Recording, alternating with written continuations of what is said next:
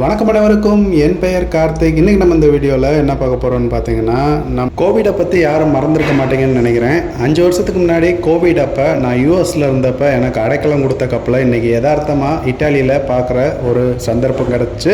ஆமாங்க, உங்களுக்கே தெரியும், வேர்ல்டே லாக்டவுனில் ஃபுல்லாக ஷட் டவுன் ஆகியிருந்தப்போ இந்த கப்பலில் தான் நான் 1 மாதம் ஸ்பெண்ட் பண்ணேன். இந்த கப்பலில் பின்னாடி தான் என்னோட பால்கனி கேபின் கொடுத்துருந்தாங்க. 1 மாதம் அந்த ரூமில் தான் இருந்தேன். நம்ம இப்போ அந்த கேபினை இன்னும் கொஞ்சம் நேரத்தில் பார்க்க போகிறோம். வாங்க ஃபுல்லாக பார்த்து என்ஜாய் பண்ணுவோம். இன்றைக்கி இந்த கப்பலை பார்க்குறப்ப ரொம்ப யதார்த்தமாக இருக்குது. ஆனால் 2020 நான் இந்த கப்பலில் இருந்தப்போ வாழ்வா சாவான்ற நிலைமை தான் இருந்துச்சு. அன்னைக்கு நிலைமைக்கு, ஏன்னா நம்ம இந்தியா போய் சேருவோமா, ஊரில் போய் சேருவோமான்னு எல்லாமே கேள்விக்குறியாக ரொம்ப கஷ்டப்பட்டு கடைசியாக யூஎஸ்லேருந்து இந்தியாவுக்கு ஷிப்லேயே போய் பாம்பேல இறங்கி அப்புறம் வீட்டுக்கு போனேன். அது வந்து ஒரு பிக் ஸ்டோரிங்க. அதை பற்றி ஒரு வீடியோ நம்ம இன்னும் கொஞ்ச நாள் கழித்து ஊருக்கு போய் எடுத்து போடுறேன். நம்மகிட்ட அந்த வீடியோலாம் இருக்குது. இப்போ நம்ம இருந்த கேபினை பார்ப்போம். இங்கே தான் நான் இருந்தேன். இந்த கப்பலில் 11வது மாடியில் இருக்க இந்த கேபினில் தான் நான் இருந்தேன். இதில் தான் 1 மாதம் ஸ்பெண்ட் பண்ணுவேன். மயாமிலே தான் ஷிப்பு நின்றுச்சு.